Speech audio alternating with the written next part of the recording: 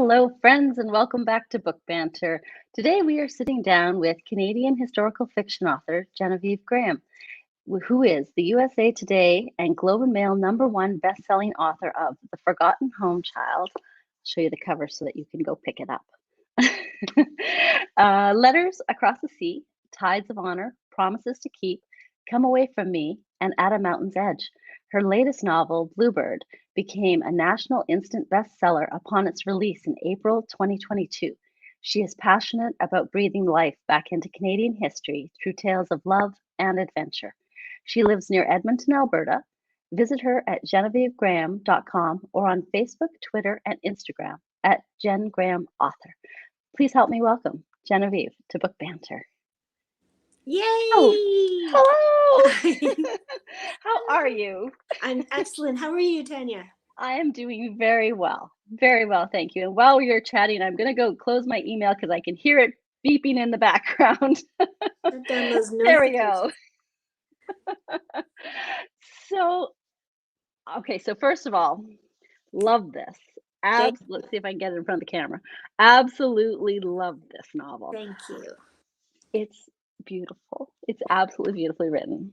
Thank you. So, I said it should have been sponsored by Kleenex because the story itself. right?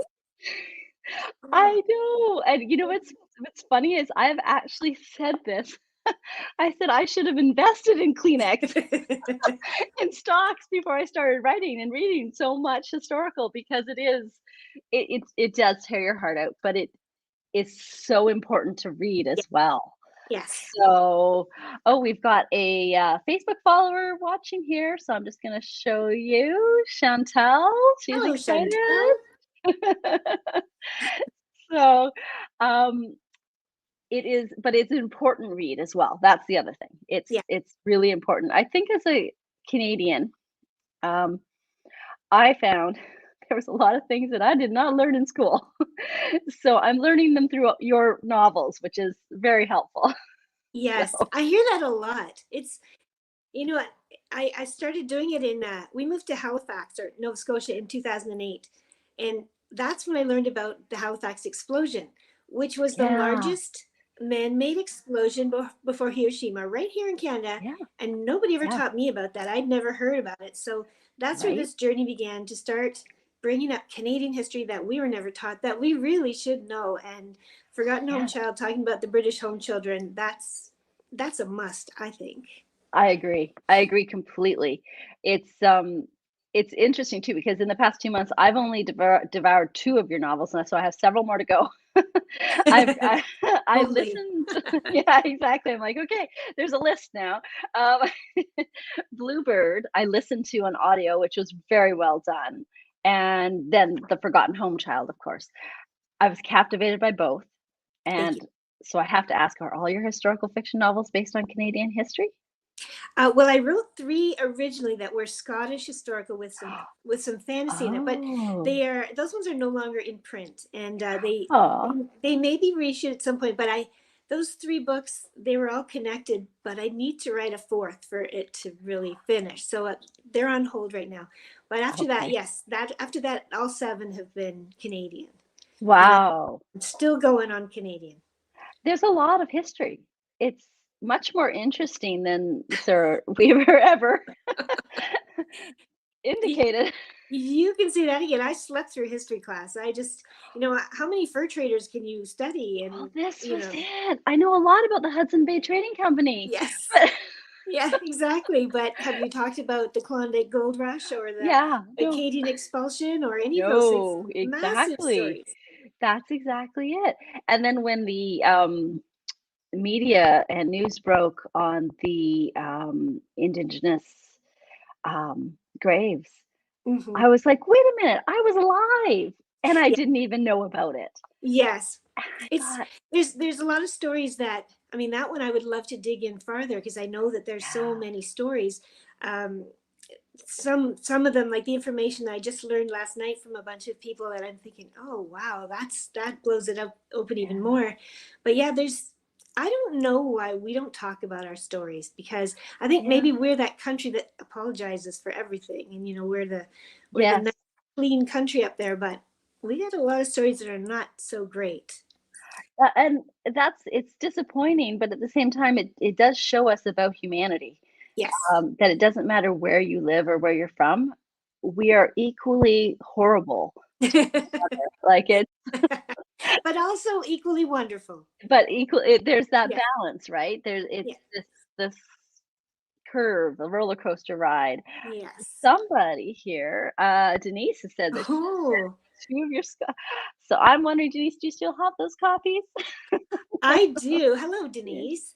I do have them. They're hard to get. You can get them used from Okay. Amazon, but that's pretty much it. And I actually, the library where I was speaking last night, they had the 3 copies. But um, Wow.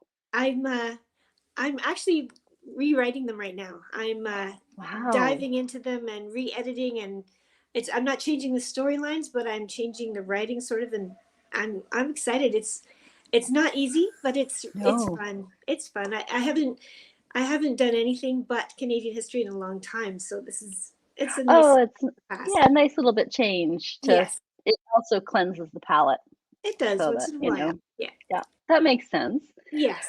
So, The Forgotten Home Child is a story that is fascinating, but less than becoming of Canadian history. But it's an important piece of our past to know about, and we need to also come to terms with that. There needs to be some reconciliation there. Um, I had no idea that something like the transfer of, or rather, the sale of children from from Britain ever took place. And in your author notes, you mention a website for Canadian British home children as a resource for helping descendants locate their true origins and family tree. I'm just going to find that link. And the Facebook And page is even better. is it Yeah. I mean, okay? that one that you've brought up there is great education and facts like you wouldn't believe. But if you are Okay. actually a descendant of the children and you go onto the Facebook page, everybody there's like a volunteer genealogist, and they all want to help. Oh, I've seen people find information on their ancestors in like 20 minutes. It's amazing. really? Oh my gosh, Yeah. that. And is it the Facebook page for the same Yes, it's just called, organization? it's British Home Children, and then it's Advocacy and Research Association, but I think it's Okay. BHCARA. That sounds right. And Okay. they're fantastic. But really, I think all you have to type in is Oh, British Home Children, you'll find it. There's a you'll lot find of it. smaller groups, provincial groups and things, and some in the UK, and but the big Wow. one is that one. Yeah, they are That's an great. amazing group.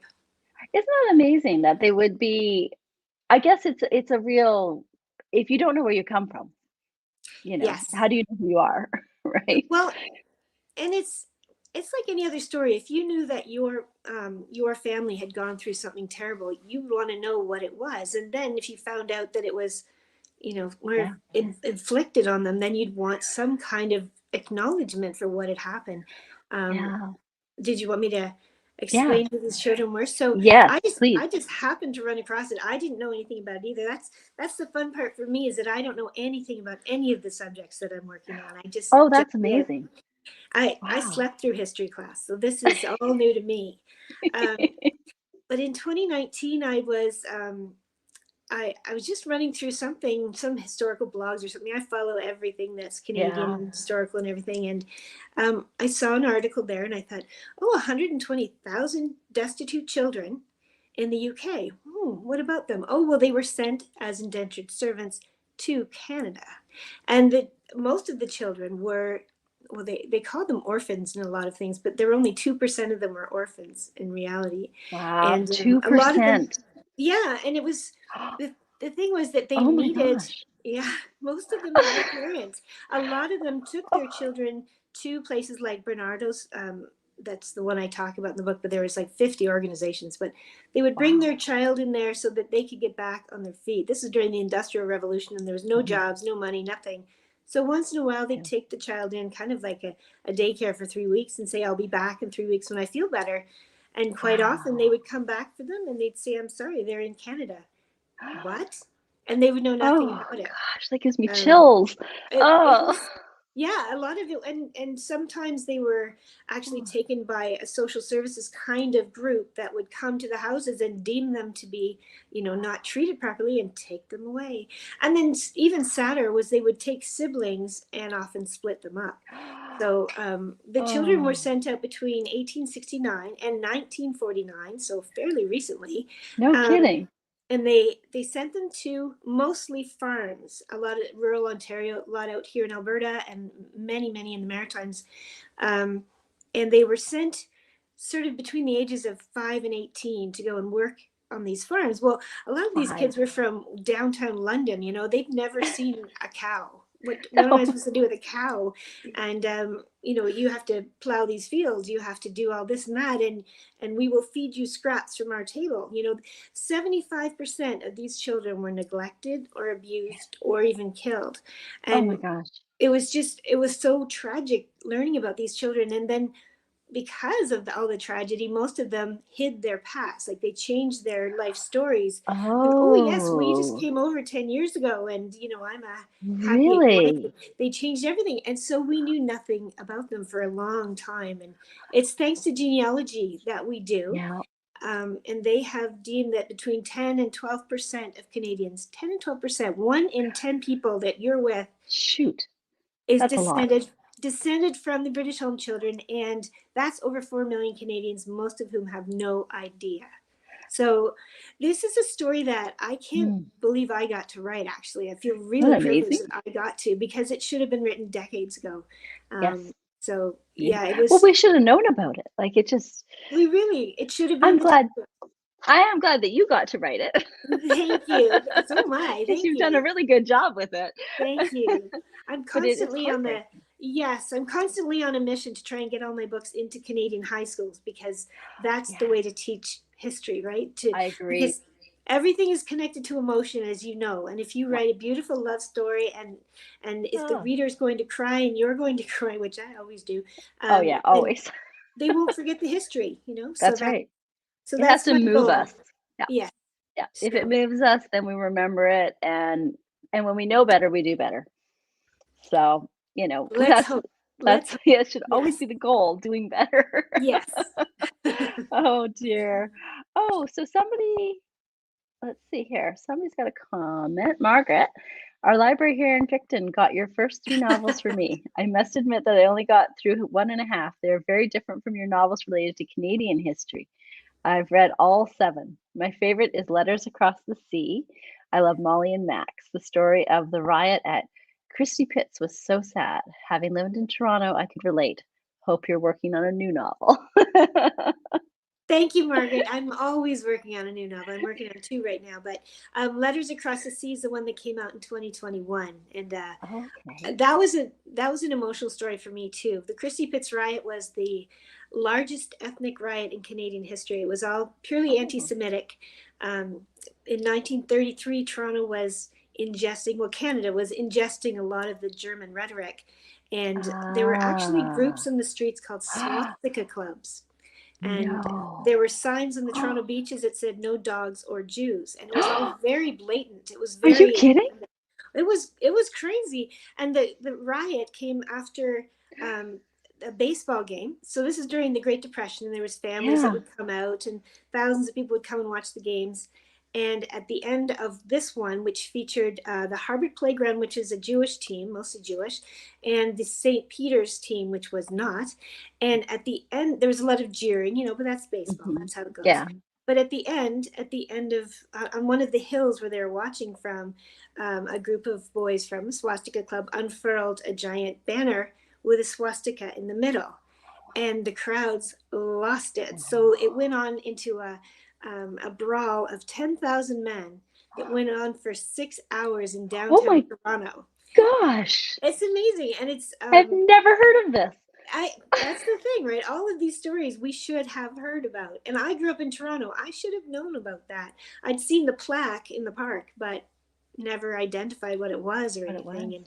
And it was huge. And interesting Oh my enough, gosh. nobody was seriously injured. Can you imagine a brawl of 10,000 people For today? 6 hours?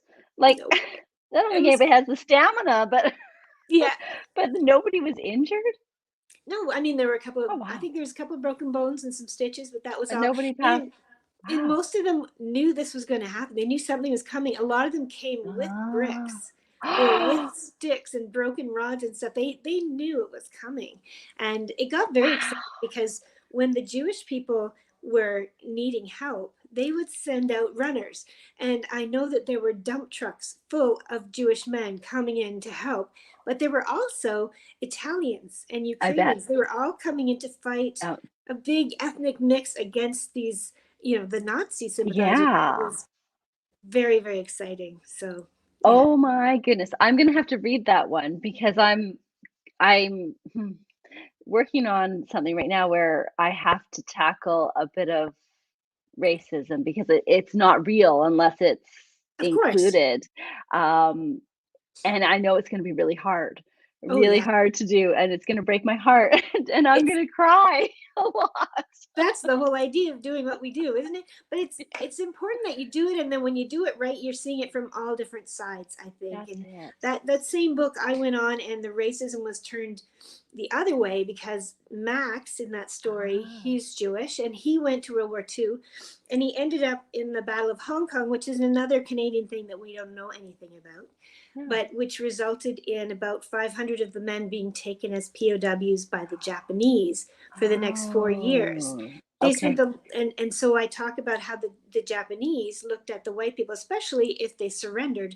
These people were less important than worms. They Right. treated someone who was not Japanese like them. They treated them horribly, and so I was Interesting. able to look at it from sort of from the receiving end and see how that was as well. It's very It's interesting. nobody's immune. Nope, nope. That's the thing. It's yeah, that's very, very, very sad. Because it Yeah, is, it's and there's, I don't know there's that it's changed over the years. well, I think that we're a lot more aware of it now, and I Yeah. think, like when I wrote about the Christie Pitts, there were a lot of people that said, "Are you sure you should talk to the Jewish people like that?" And there were always friends that were there, but it was the extremists on the outside that would come in and create the problems. And Yeah. but I think we know better now. I think, a lot of things they get out of control because people blame it on racism when really it's a disagreement with people. And I think Yes, there's I angles, agree. so many angles to look at. Human nature is enough of an issue. We don't need to Ugh, bring race, religion, or sexual orientation exactly. into it. Exactly. Being I'm human is 100%. Yeah, we have enough faults and pitfalls are on all on our own. we do. We do. So I have to ask about you mentioned the 12% of Canadians are estimated to be the descendants of the British home children. Yeah. And your author notes indicate that on September 28th, 2018, which is not that long ago, it was decreed that National British Home Children Day in Canada. Now, since I had this information, I went digging and I looked for recognition of the day and I found very little information about it. And I was first, I thought maybe I was searching wrong. And then I thought, no, wait a minute, I'm going to be very disappointed. And am I Yeah. correct in assuming that it's already been disbanded? No, Okay. it's ongoing. It's every September 28th. The Okay. association's been trying to get an acknowledgement and apology from the government for years, and they did finally Ah, get one from the House of Commons, but never from the Prime Minister's office. Um, interesting. it surprises me because he apologizes for a lot of things. Yeah. Yeah. Um, they've been trying, and that's all they've gotten. And so a few years Hmm. ago, initiative was taken that we decree one day, and what they did in the first, yeah, most years, 2018, 2019, and then they skipped over COVID, and then this year Right. again, they approached a lot of the main buildings like city halls and bridges and CN Okay. Tower and things like that, and had them light them up in blue, white, and red, which are the British Home Children Association Okay. colors. So they light them all up, and that's amazing. But it's, as you say, how do we find out about that? So Yeah. it's happening. There are over 200 places that lit up, including the CN Tower. And so Really? it's something that they're Hmm. trying to get out there, but it's very difficult. But I actually, and it was even smaller, but I actually enjoyed what they did last year even more during COVID because I don't know, they didn't bother going with a big deal that way. What they did was they have, I think it's 80,000 of the children now registered in grave sites, on that ancestral gravesite thing. Ah, And yes. so they invited us on their page to go and find a child in one of the graveyards. And I happened to be in Lunenburg, in Nova Oh, Scotia, talking, yeah. and nowhere near my home. And I thought, well, let's just find a little graveyard. And I found a girl, and I went to see her, and I laid a sunflower there, which was, it's the symbol of the children.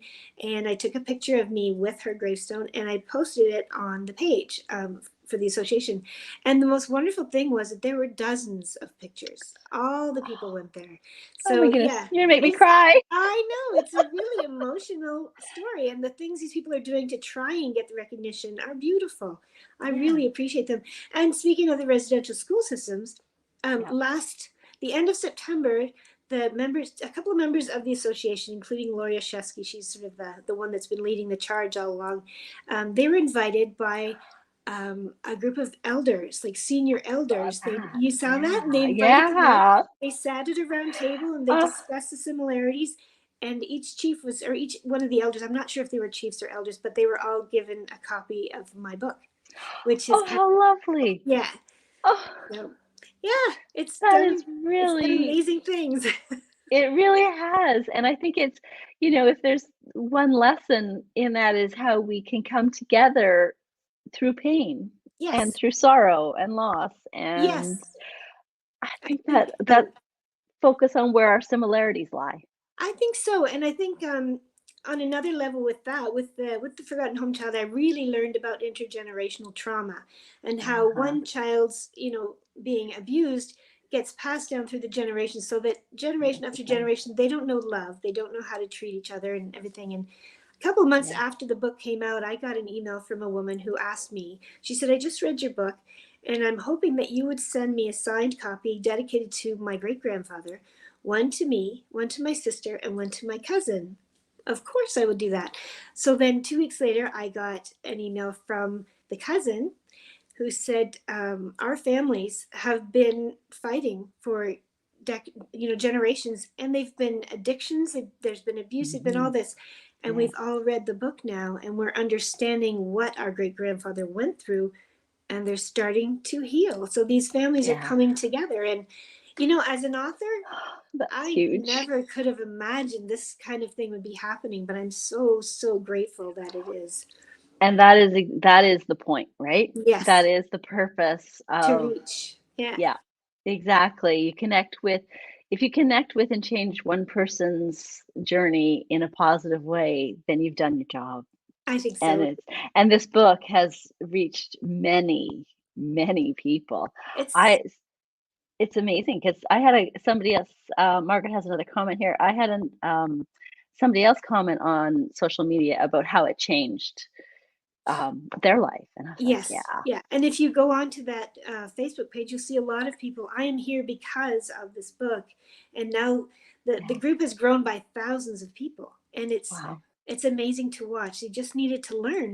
They didn't know. They didn't understand why their grandfather was on a pier in Halifax at the age of 6 without their parents. yeah, yeah, Why would that be? And they start yeah, digging, and ever, it is. yeah, Yeah, yeah, I see Margaret's there. Margaret, yeah, I do say that I will, because a lot of these stories are tragic. I will always end on a happy, or if I can't get happy, I'll do hopeful ending. hopeful, yes, Um, yes, the hardest one, absolutely, yeah, because you have to give the reader something to feel positive yeah. about. You can't just hang on to sadness. And That's um, exactly it. That's exactly it. It is it's the thread of hope is what we all seek, whether it's in a novel or in our day-to-day life. We want to see that thread of hope. So yeah, I think it did end on a positive, I it did. thought. Although I am more attuned to it doesn't have to be happily ever after. For me as a reader, I have Yeah, another friend who's an author, and we were talking about another novel yesterday, and I'm like, "Oh, I love that book," and she's like, "I didn't like the ending. It was so sad. There was no hope there, and I'm like, there's tons of hope. Yeah, it's how you look at it, right? Yeah, there was. So I mean, the end of the story obviously ends. It can't end happily. We're talking about a no, character who's 98 years old, and that's the way it goes. But there's yeah. hope going forward. And I think the hardest one of those for me was I wrote Promises to Keep, which was about the Acadian expulsion of 1755, Oh, and that was it was a horrific story. Basically, it was the Acadian were a small group of people who declared themselves to be neutral hmm, French. They wouldn't yeah, fight with the French and they wouldn't go against the English. yeah, But there were wars going on between the hmm, French and the English, and they were eventually accused of working with the French. And as a yeah, result, the English kicked them out and they sent them all over the place on rented yeah. leaky ships. And so finding a happy ending to that was very difficult. That's That was hard to do because very it was that was blatant enough that I even knew about that. Yeah, but I didn't know. No, And no, how come we don't know those things? We should it that know. should be the Canadian history that we learn in schools. Yes. I I do think so too, and especially because there's a French element, it would be helpful, in terms of like, we're required in Canada to take French, Yes. up to, I think, grade 10 or 11, I think so. something like that, Uh, which is helpful. I was just in Montreal actually last week, so yeah. it's helpful to know the difference between east and west when you're driving through Montreal. Yes, it is. So it's a good skill, but it's also we are a bilingual country, so knowing about Acadians and everything like that would be it was a natural tie-in. Yes. Well, and I'd never heard of it. So my husband took me after I finished writing my first Tides of Honor, which was the Halifax explosion. I get antsy when I'm not writing something. I've learned that about myself. And he said, let's go away for a weekend. And we went to a place called Grand Pre in Nova Scotia. And Grand Pre Oh, is yes. the historical site of where Yeah. the Acadians came from. And learning that story, I had no choice. I had to write that. It's an amazing story. Travel is the best inspiration. It is. It's all you need is a nugget, and then all Yes. of a sudden you've got this story worrying more times than not. My husband will be driving home, and I'm making notes in my phone just because I'm like, I can't forget this. Like I can see Yes. it. So, You but used that. You actually ironically used a perfect word for that because when you say nugget, I in 2015 I was in Victoria. I was actually on a book tour, and I looked at the Royal Museum and I saw a sign there. mm, Now I had been looking for a way to learn about the Mounties. I wanted to yeah, learn why they were the number one most recognized symbol of Canada in the world and why they were seen as these amazing characters. These yeah, you look up to the Mounties and why. And I didn't want to write chronologically. This is what happened. So I'm just waiting for the right vehicle. And then one day I looked at this window in the Royal Museum huh. and it said "Coming soon, Klondike." And I thought, Ah, Canadian, and the role that the Mounties played in the Klondike Gold Rush was nothing short of heroic. They were amazing. really? They did absolutely. They saved tens of thousands of lives with the rules that they imposed. They built an outpost at the top of a mountain in minus 60-degree weather, where Mm, there were no trees to build fires. Nothing. They were just yeah. freezing, and paid $1 a day. And they Oh, had this outpost so that when people came, they could tell them the rules. For example, you can't come through here unless you have this list of 1,000 pounds of things with you that will save your right. life. And Wow, like the ultimate survival guide. yes, I mean it went Okay. from food, but all the way down to like nails and wool Mhm. socks. How many pairs? And you had to have every single thing, or you couldn't go to the Klondike. And if they Wow. hadn't done that, many more people would have died. So the things they did through that whole thing, and I extended that down to the Frank slide, which is another big Yep. deal here. So Yeah. That um, one I'm familiar with. Yeah. Mounties are very amazing. So Yes, I would agree. I would agree with that. Plus, they're very stunning. The yes, uniforms are absolutely stunning. I don't know, have you ever had the opportunity to watch the the musical horses? ride. Yes, yeah, I'm they're amazing. They're so There's so much amazing. tradition though, and I mean, Yes. there's nowadays you can get caught up in modern, happenings, and there's always going to be Yes. questions. There's always going to be accusations. But I personally love to go back to the old days when a hero was a hero, and you can see that in the things that they do. Oh, absolutely. Yeah, I agree. I like to see that evolution of where that came from. yeah, Yeah, because that's always my question. It's probably your question too, is what makes people do the things they do? What's at the core of that? And trying to figure that out to sort of navigate your way through the history of it. It's Yeah. And are they so different from us? yeah, and usually not. That's the most I think that's the thing we always have to focus on. And I think that's when I wrote in Bluebird, I touched on the Spanish flu. And I Yes. did that on purpose because it was during COVID. And I thought, Yeah. I need people to see that we're going to survive this. You know, they survived that. Exactly. And we have hospitals. We're going to survive this. We're good. So Yeah. hopefully somebody grabbed that. Do you know it's funny, I had in I have a novel set in Seattle and all that was and I had touched on the Spanish flu as well in that I was like, how do we not know about this? And Right? and this was before COVID. I think yeah, I released that before COVID, I think. So, but I remember going to the Historical Novel Society conference and talking with Susan Meisner and about As Bright as Heaven, which is all about the Spanish flu. And I said to her, well, you could see the wall behind me, the shiplap wall. Some of these Yeah. have more paint on them because I lost track of how many coats I was painting because I was listening to her story. Oh, wow. But I said, "How does nobody know about this?" And she said, "It's interesting. It's the 100-year anniversary." So we're going back about 4 years now, I think. Yeah. And she said, "And I thought there'd be a lot more information, a lot more to do about it." And I was like, "Yeah, it's interesting, hey? Like history Yeah. repeats itself." Yeah, and you talk about that. It just reminded me. I read an article just last week because my daughters have cats, and so we're living with cats, which I never thought I would do. I actually thought I was allergic, but I'm not, and I love them. I've unexpectedly fallen in love with them. But I was reading about them, and when Halloween comes up and they talk about the evil of the black cat and the whole legend about that.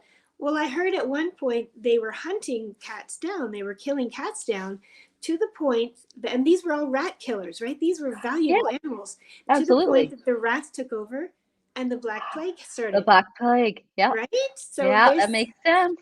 a lot of interesting Yeah. connections in history that we don't even think about. That's exactly it. I just read an article, not even an article, a headline of something just the other day because it's going to be at the conference this June about why women through history wore long skirts. Oh, And I'm like, "Oh yeah, okay. I get it now." you're gonna have to share that with people.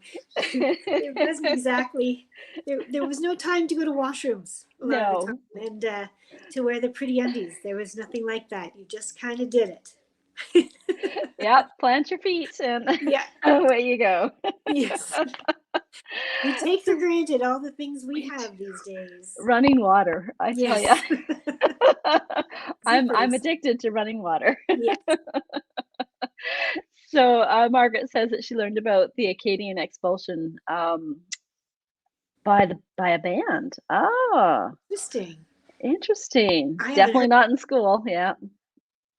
So Thank you, Margaret. that's so interesting, isn't it? That definitely not in school. This is a theme. Yeah, and I have a request. Mhm. And this is something that I put out every year, and we're getting to that time of year. If you have a child or a grandchild in school, and Yes. it's time to start thinking about getting a gift for your child's teacher.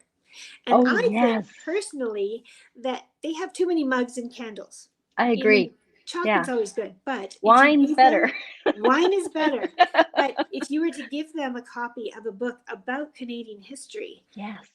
like one of my books, they could read it over Mhm. Christmas and they could teach it, and then their students will start to learn Canadian history in a way that they Absolutely. enjoy it. So that's my Yeah. request. If you're looking for gift ideas for the I students, love that idea. I thank love that idea. This is the cover you're looking for, friends. yes, it is. So, I have to tell you that in reading, both your novels, Bluebird and The Forgotten Home Child, I found myself deeply connected to those characters, and I'm curious if your fictional characters are based on real people that you sort of researched about or if they're completely fictional, although now new friends in your own head, probably. Yes, well, that's exactly what it is. I can tell you that in Bluebird, the names all had a reason. The name Oh, Adele was suggested to me because one of my readers, whose name is Adele, said, "Have you ever thought about looking at prohibition in Windsor, Ontario. And I thought, well, Ah, that's great. I haven't even looked at that. And Windsor to Detroit, that funnel was the yeah. busiest rum running funnel in all of the world. And I thought, Yep. thank you, Adele. You are now in the book. And just for Love fun, that. Jerry and John, those are the names of my grandfather and his brother. So that was fun. But Oh, nice. I uh, like that. and The Forgotten Home Child is the closest I've gotten to um, basing characters on actual people. I Okay. When I was working with the Facebook page of Descendants, I Yep. gave them a survey, and the first page is basically, name, dates, that kind of thing, and then the second page is, what do you remember about them personally? What did they miss in their lives? What did you think? Ah, How were their feelings? And I thought I'd get a couple of responses, and I got over 200 in the first week. So they really, wow. really wanted to share these stories. So I set aside a box of Kleenex and I read through all of them. And when I found specific Mm. stories that were, applicable, and I was able to combine them into my characters so that everything you read in that book did happen to a child. So those children are all Oh, comprised that makes it of hurt a little more. experiences. Yes. I mean, some of them could have done all of those things, but everything that was in the book had happened at some point. So, Uh, but other than that, no, my characters come out of my research. That's all. okay. Okay. And they kind of meld together and They do. yeah. I like to. I look at history. The thing that I want to learn about is a black and white photograph, and it's got Yes. nothing emotional to it, nothing connecting to me until I start to research and colorize that photo, and bring it to life. Ah. So, I like to Oh, get I to the like point. that. I like to get to the point where Adele and I could be walking down the street. She'd look at a storefront, and I would want to see what's in the window and why is it there and how much does that cost and what's she going to use it for. And so I need to know so Yes. that I could walk along the street with her and she becomes a friend. I love that. That is I and I appreciate that as a writer because I agree completely that and there's a few characters I find that stick with you and kind of come in and have conversations with you Yeah. long after their story's been told. Yes, So we I do love miss our that. characters. Yes. Some of them are I had a couple characters who woke me up for weeks on end at 3 a.m. I've got more. Yeah. And I'm like, "Can you stop talking?" My husband eventually, he bought me a light up pen because the 3 Oh. a.m. wake ups. He got it at, I don't know, Staples, I think. And at 3 a.m., if I had a thing I had to write down, click, that's all I had to do. So he didn't You're have to wake up. kidding. It was Oh, I brilliant. am so going to look for that. If you have an author on your list, friends, light up pen. That's right. That's right. That's what we need, a piece of That's what paper we and a need. light up pen. Totally, and some a piece of paper bigger than a Post-it note. Yes. Yes, that's true. We get a little bit windy when we start getting into details of things. Yes. So, speaking of your research, do you dedicate a certain amount of time to research for each novel you write, or is it a flowing It's a flowing thing. calendar? So I do start off in the beginning with that black and white postcard. So I'll go into the I library and love I'll that. get as much of the dry history, Yes. nonfiction stuff that I can handle. I can't handle a lot of it. I fall asleep. Yeah, I don't know. It's bad I of do me. too. But Yep. if you read good stuff, like I'm reading Pierre Burton right now, and oh, I love him so Ah. much. My parents had his books my whole life, and I would look up and go, "Who is that weird looking guy?" And now he's my idol. He's amazing. But most of the stuff I've read is, it's dry as dirt to me. So I Mhm. can't get through it. And so that's when I come home and I start to look in the internet and I start to blend it with, the deeper you can go with the research, the more you can start to visualize your characters. And Yes. you sort of know, I'm not a plotter. You're a type A. So I know you're a Yeah, plotter. I plot. I wish I was. I'm a pantser. I write by the seat of my pants and I have no idea where I'm going. I know the beginning and the end. That's all I usually know. Well, that's And something. I usually get lost in the middle, and then my husband and I have a thing. We had a hot tub, and we would go sit in the hot tub when I was stuck with a glass of wine, of course, Oh, there you and go. we would call it the plot tub. And a lot of great ideas came from that plot tub. Because there was just that dialogue. Yeah, we were just That relaxed, and there was all the what ifs. yes, What ifs are yes. the best part.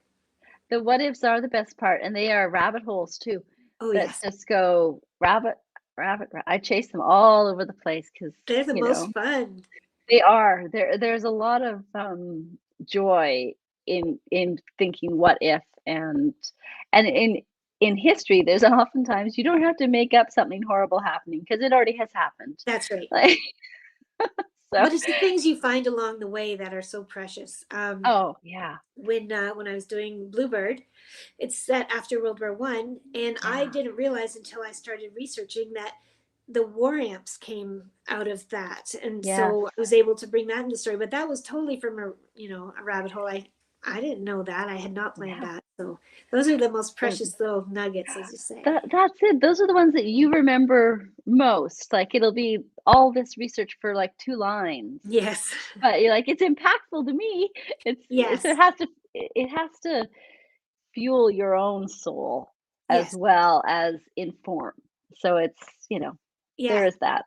Yes. And then you probably, as you write, you probably have to research random things that you like, when was the toaster or pop-up toaster actually a thing? And then all of a sudden you're Exactly. looking at all these different models of Oh, and I was looking in 1920s toasters.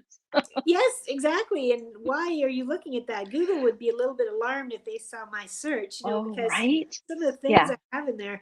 And we don't even write crime fiction. Oh, exactly. But there are deaths in the stories, right? And you have to Yeah. figure all those out. When I wrote Come From Yeah. Away, I had a character almost drown, and I needed to know the freezing point of somebody and how long they could handle it. How do Oh, you bring it back, and all these things. And wow. when do you start to lose, gangrene sets in, and all the things that I was learning. I thought, this is awful. I hope nobody's watching that I'm learning this stuff. And That, and that's funny. all the things in the hospital and the clearance center and the Bluebird that she would have Yeah. to do. So yeah, That's it, because it was very intricate. Like it it was. was your research is exceptional because it's very intricate and very real, which is why it's so immersive. I think so, and Yeah. it's that fine line, right? As you know, we research so much, and Yep. so much never makes it into the book, but you know the fact, and so you can be part of it. But I Yeah. use an example of in Tides of Honor after the Halifax explosion. The next day there was a massive blizzard. It was freezing cold, Yes, that's and right. Yes. Yeah. I knew in my notes, I knew how many inches of snow, and I knew the air temperature, Yeah. and I knew so Mhm. many things. But all Yep. Danny Baker knew was that he had to wear an extra coat, and the snow was falling in the top of his boots. So I couldn't say, the particulars, but I could make him live it. And I think that's what That's the helps you key. experience it. Yes, that's the key because you really do. That's that difference between showing and telling, which is Yes. elusive to a lot of people, writers. But It's hard. it's very hard because you still have to tell them some things, but Yeah. you want them to feel what the character feels. That's Yeah. You absolutely you have to put them crucial. in their shoes. Oh, we've got another comment here. So, Chantel, our public library in small town Pembroke, Ontario, has copies of all of your books. I enjoyed Letters Across the Sea through a Libby audiobook. Thank you for offering them in other formats than print. I agree. I have 3 small children and 7 days. Oh, you work 7 days a Wow. week as a dairy farmer. Yay for the dairy Thank farmers. you. Thank you Thank for you for what you that. do. Audiobooks are my whole literary world. Thank you from the bottom of my heart for writing this novel. I'm almost 42 and my mom is 75. My grandfather was a British Army veteran and he was blown out of the water 3 3 times times. at Wow. Dunkirk. That's amazing. Holy What a story. crow. Wow. It's amazing, those stories. And um, there's a kind of a fun one personally for me with the Letters Across the Sea, because when I wrote about the Battle of Hong Kong, I had no idea. I just wanted to write something that was not set in the European part of the war. I wanted to see if we Right. were involved. Mhm. And I learned about the Battle of Hong Kong, and I learned about the horrific treatment that the POWs survived. Mhm. Some of them survived, and Yeah. and how they came back to Canada eventually and were not recognized for anything. Anyway, Isn't that stunning? Yeah. it was Mhm. disgusting. Yes. And it's actually opened my eyes to a whole different way to look at Remembrance Day. It's not just those who Mm. have passed or those who are wounded, but the POWs that we forget. Yes. But the neat thing for me was when I'd finished the story, I was speaking with my future son-in-law. My daughter's getting married in June, and Oh, congratulations. in my backyard. Oh, how Yes. lovely. Oh, that's Um, fantastic. but my future son-in-law, he was in the Navy, And so I love talking with him about military stuff. And I Yeah. said, so have you heard about the Battle of Hong Kong? And he said, oh yeah, I know all about that. And I said, oh, Yeah. well, that's good. Yeah, my great uncle used to talk about it all the time. He was one of the POWs. What? And I said, well, did you take notes? What can we Yeah. talk about that? And he says to me, here's his email. Send him a note. It was amazing. His I love money. that. It was amazing. Like I'd finished the whole book, didn't know a thing about his connection, and all of a sudden I'm emailing Oh, a 98-year-old POW vet, and it was just incredible. And he wrote back, which was neat.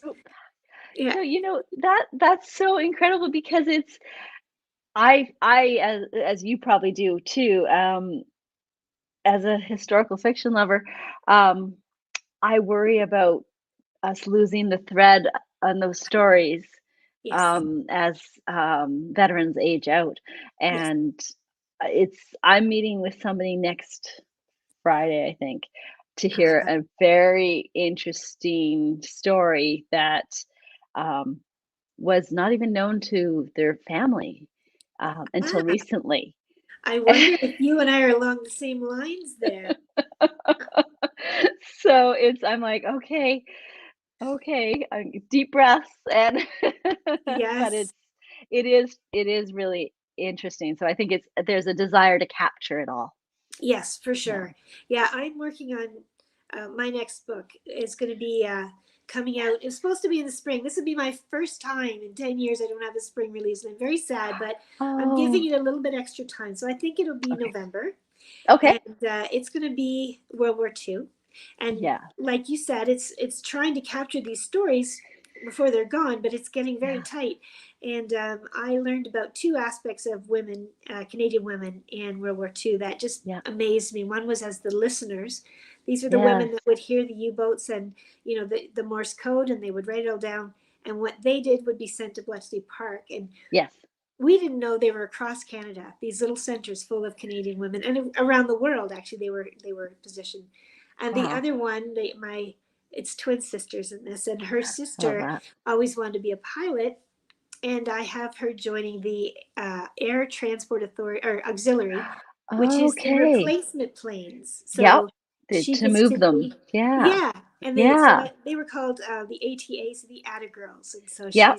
she's an Atta Girl. Yep. So, um, That's a cool, yeah, point of those view. are cool Yeah. stories. So, Yeah. um, yeah, hopefully that's That next November. Hopefully, I'm okay, working on it. I was gonna I have that in here to ask you because that was, I saw the blurb and the Yeah, pre-order, so you can actually pre-order The Secret Keepers right now, you can. and you It's can going to change a little from there because I've looked at that okay. synopsis, and I'm writing a lot more, a lot deeper. Okay. And so the Okay. synopsis is there, but it's going to be that's just a teeny bit of Teeny, what's. yeah, that's okay, that makes sense, but it drew me in. I was like, Yeah. "Yes, I actually already pre-ordered it."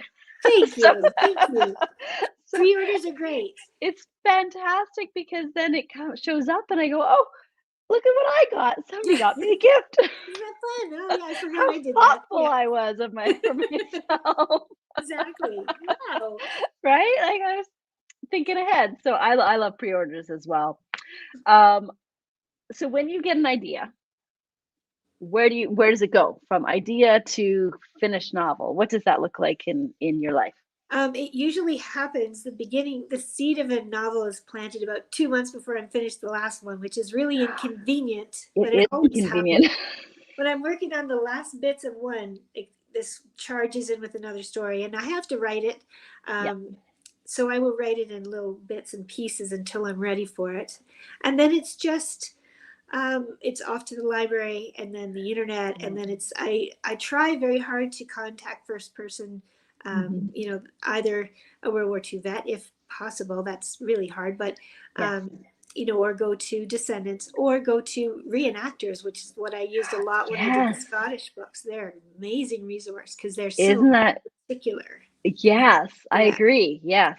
A and lot of great yeah, documentaries on reenactments. Yeah. they're amazing. When Yeah. I wrote the Scottish books, they were set in the 1700s, and that's a really big era for the Yeah. reenactors of Scottish history. And so they were so happy to read my book and say, nope, that's wrong, that's wrong, that's wrong. And Oh, it was very valuable. yes, we all need one of those. Yes, yeah. It took about a Fact check day. me. Well, actually, it was fun because for that one, I also wrote about the Cherokee because the Scots and the Cherokee Oh, had a lot in line, and yes. I needed to be, a genuine with the Cherokee section of Hmm. it. And I found a guy who was like fifth generation.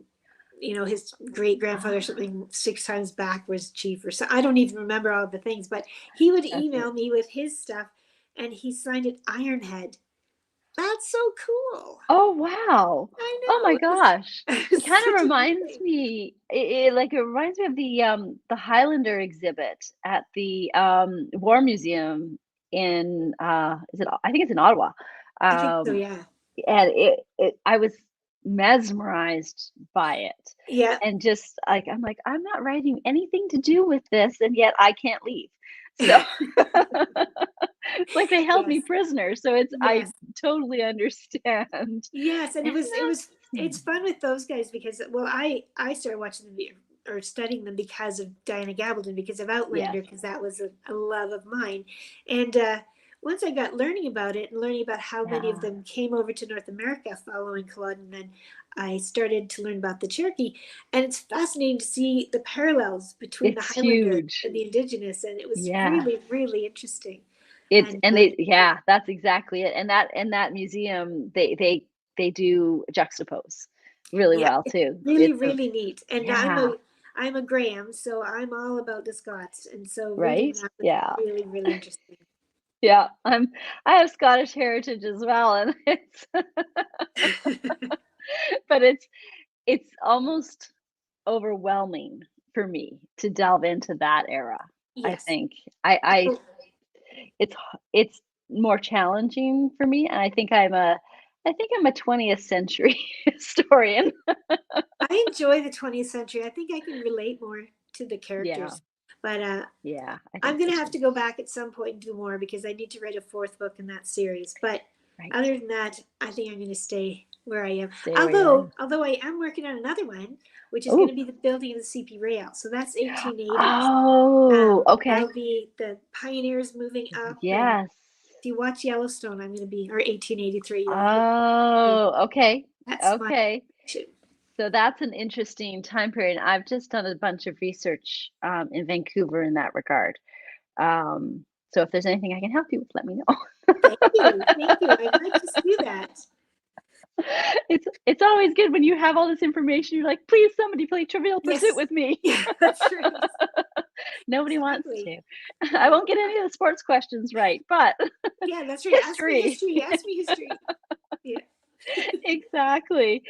So I have to tell you that Bluebird, which is your latest novel, was such I listened to it. It was a great listen. And I had just completed a bunch of research on Vancouver during the Roaring Twenties and the rum running business, and it was fresh in my mind. So it was super exciting to read about the Ah. Eastern Canada perspective in that regard. And I'm wondering what bit of history prompted you to write Bluebird, but you told us already because you said that Adele Well, I mentioned it. yes and no because she got her name in there because she helped me figure out what location I was going to look at. I was looking at a whole bunch of different Oh, places, okay. but Bluebird came out of. I've been wanting to write about prohibition for a long time because that's a Mhm. pretty major subject. It And is. when I moved to Nova Scotia, it was like everybody said, "Well, my uncle made his own hooch, and my aunt was a rum runner, and you have to write about my family and this." And it sounded like everybody out there. I'm sorry, Nova Scotians, but you all sounded like a bunch of rum runners. Because And it's cold in the winter. yes, and I loved them so much. I loved hanging out with Oh, all I these love Nova Scotia. storytellers there. But Yes. um, then what did it was I kept postponing because I was writing other things, and then I started to watch Peaky Blinders, and I became a bit of a Ah. fanatic for the Peaky Blinders, and I started seeing things that were very parallel. To what I wanted to write in World War I and everything. And Mhm. Jerry is actually a tunneler because I Yeah, that knew was that, fascinating. and the Shelby brothers on the Peaky Blinders are tunnelers. So I needed to find out about that. And there were 3 Canadian battalions of them. So it was Really? perfect to write about. 3? Wow. How much do you know about those guys? Nothing. Yeah, nothing. But we should. They were just That's as heroic as amazing. anyone, fighting underneath the war.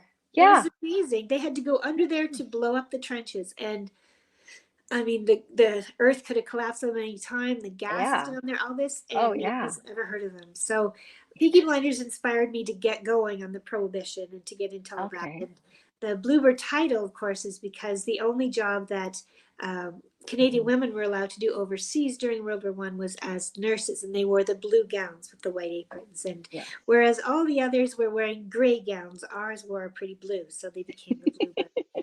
We're stylish as well up Yes, here in the north. exactly. I read something about the UK and the US nurses all being a little bit jealous because they all wore I gray. bet. Yes. Yeah, I bet. Yeah, It's depressing enough being in a war, let alone having to wear gray. exactly. Need to brighten the days.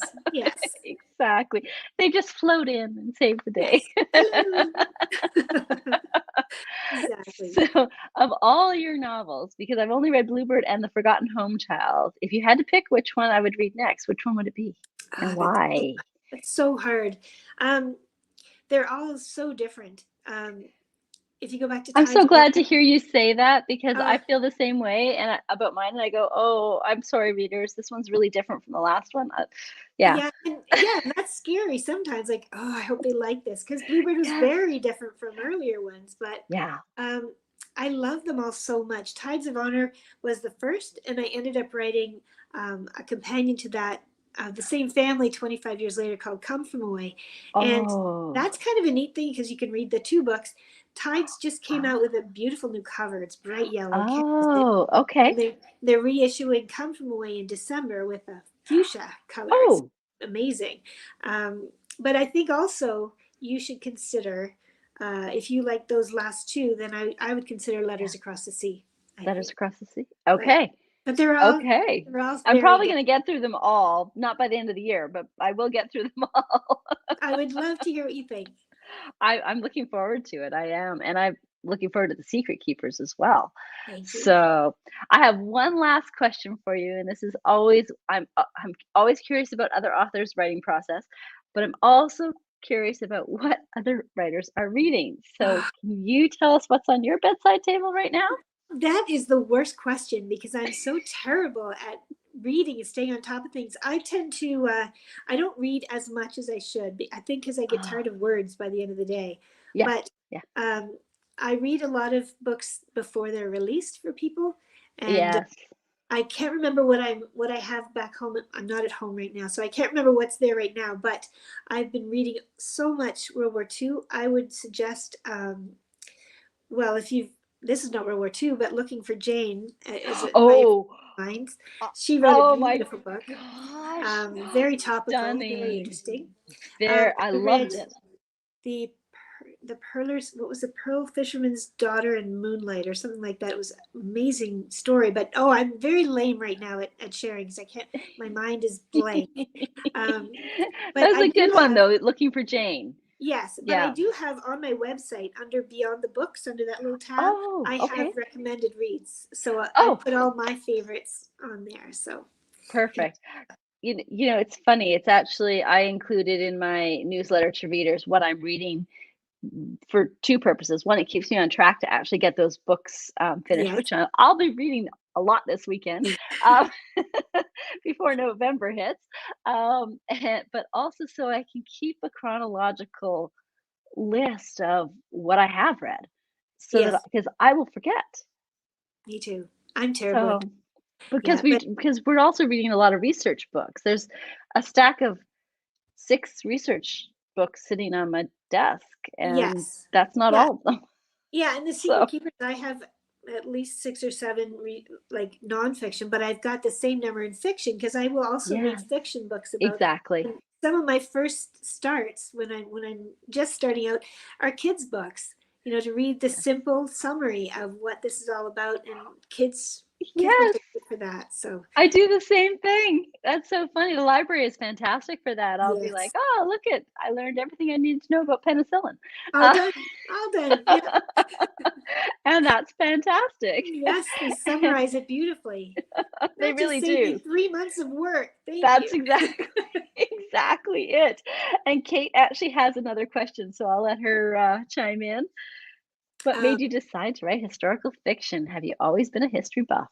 I had never been a history buff until I started to read historical fiction. Um, I was always a reader. I was always a big reader, but I um, forgot how to read. I forgot how to take care of myself when I was a new mom. Oh, And yeah, easy to when do. and so my Mhm. mom showed up one day and said, "It's time for you to remember what you need." And she gave me a Aw. copy of Outlander. And I believe that was my first historical fiction. And from there, Aw. I read everything I could find in the library that was Scottish historical fiction. And I got so addicted to it. And that eventually I read something and went, I think I could have done a better job than that. And Ah. I I told my husband I was going to give it a shot, and he said, "I'll see you in a few hours." And then I gave it to him later, and he said, "This is not bad. You should probably keep working." So, yeah, Aw. I slept through history, and a lot of the stuff I find very dull, but get me in historical fiction, and I can't put it down. I agree, I agree. I've always been a history buff, so I was the one who paid attention in history class, but, it was a little repetitive, so I can understand where the dull feeling comes from, Yeah, it was dry, yeah, well, they need to be so teaching different things. I think. I think we've yeah, you in could teach Canada I think we've learned enough about the fur traders and the Plains of yes, Abraham. I think we need to I get think so. behind the scenes and learn a little bit more interesting. Yeah, So I we need to be agree. proud of our country. And in order Yes, for us to be proud of our country, we need to know our history and we don't talk about absolutely. it. So that's what I'm trying to do. You're doing an excellent job at it, so thank you for that, it's Thank greatly you. appreciated.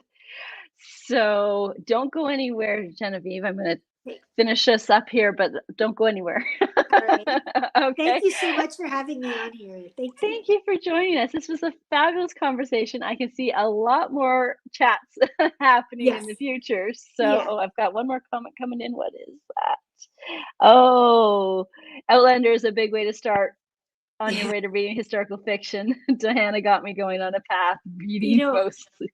I think I Yes. met Denise years ago on one of the Outlander Ah, pages. I know you, Denise. Not oh, know you, but no, I online know you. So yes, Outlander was it's huge, and I've actually read the series 7 times, which is just disgusting. Really, I should amazing. be reading other things, but she's amazing. She She's is.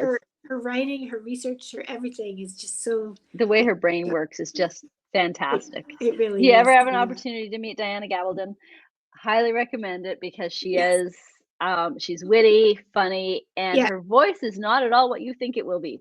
No, it's It's a not. deep, sexy Raspy, voice. very raspy, and yeah, she's great. She's just she's really sweet. So She taught me a definitely. lot. I think the best thing she ever taught me from listening to her was to listen to your characters above all Yes, else and I let the agree. characters tell the story, that you are just a medium, basically. Yes, And I love that part. I agree. I agree with you Yeah. completely. Yes, Denise says online. I sent you photos from my trip to Windsor in the springtime. Oh, she's met Diana 15 times at the writers' conference in Surrey. Oh, you're in Surrey. Hello, Someday, hello, Surrey. someday.